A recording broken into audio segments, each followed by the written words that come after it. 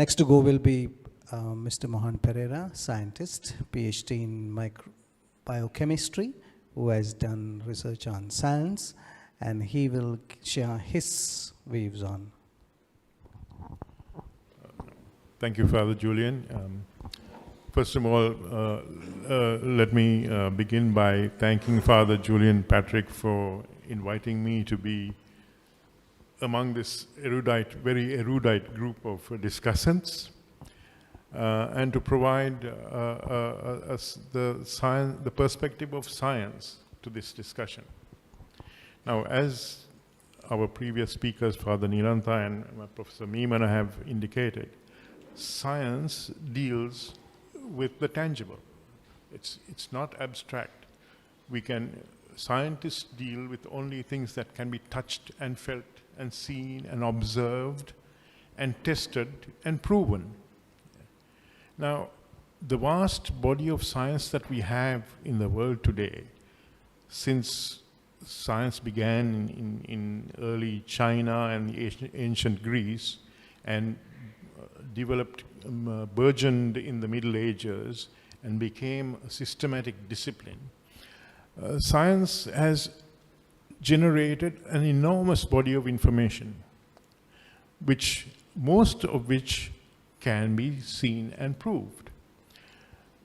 Some of which cannot be seen and proved, some of which are still at the level of theory. The examples would be the theory of the Big Bang or the theory of creation. These phenomena cannot be tested and cannot be proved.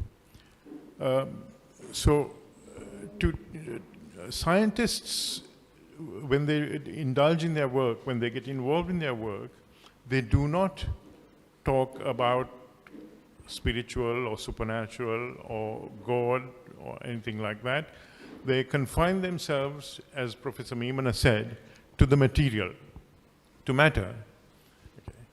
But in spite of that, there are many practicing scientists who are privately Christian, believing Christians, though they do not bring their faith or their belief into their daily work.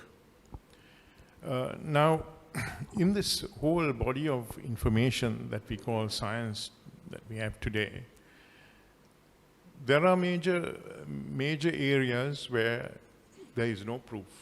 And even scientists, if you push them, will say that they don't know. Now, the famous astrophysicist Stephen Hawking said that he is very unsure about the Big Bang. What was he unsure about?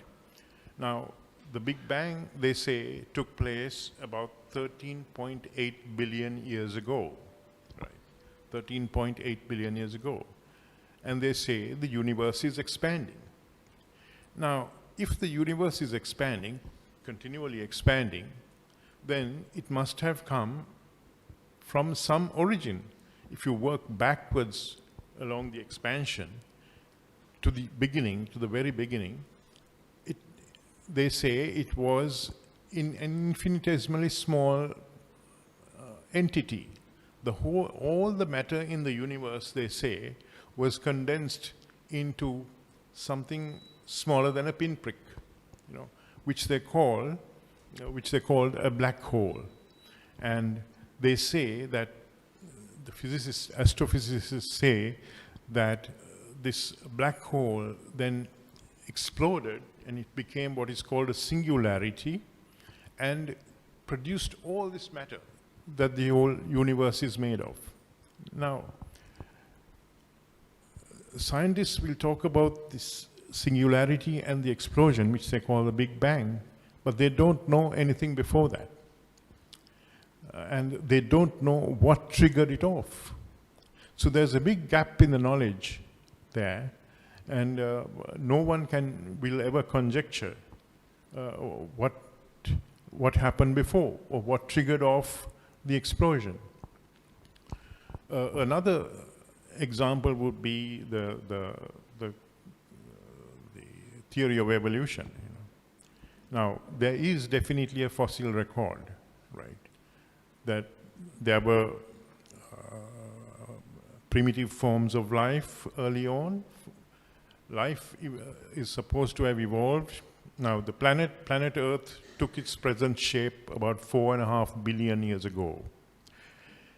And it had the conditions suitable for generating life. For about 500,000 years, we had only the simple chemical elements like ammonia, nitrogen, carbon dioxide, oxygen, water. And in that 500,000 years, there is supposed to have been a process called chemical evolution, where the simple molecules became complex molecules, like proteins or nucleic acids.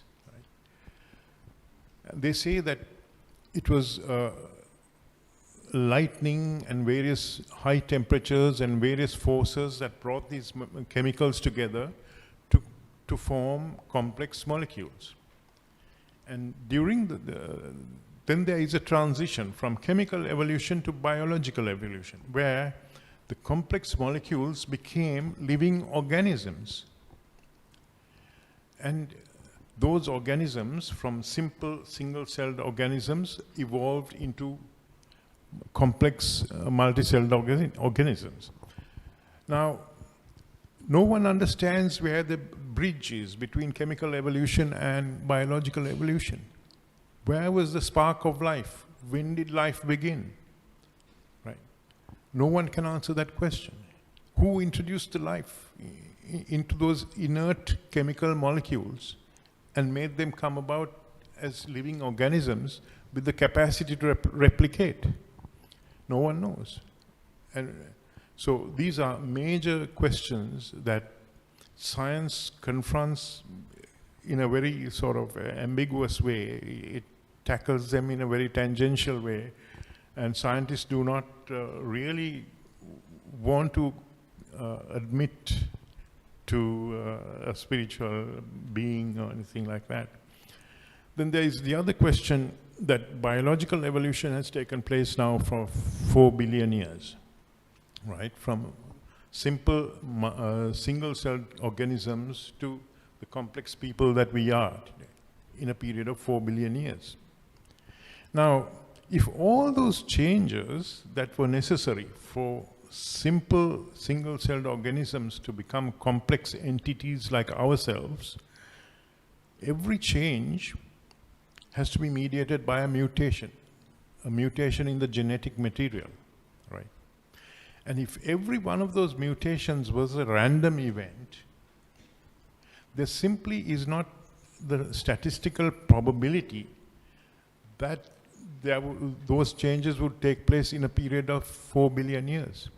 As one statistician has said, that expecting evolution to have taken place in that 4 billion years based on simple mutations is like expecting to win the lottery every single day of the year. You know, it just won't happen. So the probability, the statistical probability of random mutations leading from simple organisms like an amoeba to a complex person like us, ourselves, is very unlikely to have happened in a period of 4 billion years.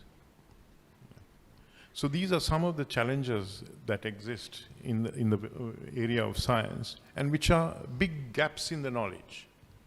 Now, scientists privately acknowledge to believing in God, to be practicing, believing, faithful Christians. Many scientists, and even Einstein himself had said that something about this, science without religion is lame, and religion without science is blind, or something like to that effect. So these are some of the gaps in the knowledge of science which need to be filled, and which I will leave you with to ponder. Thank you.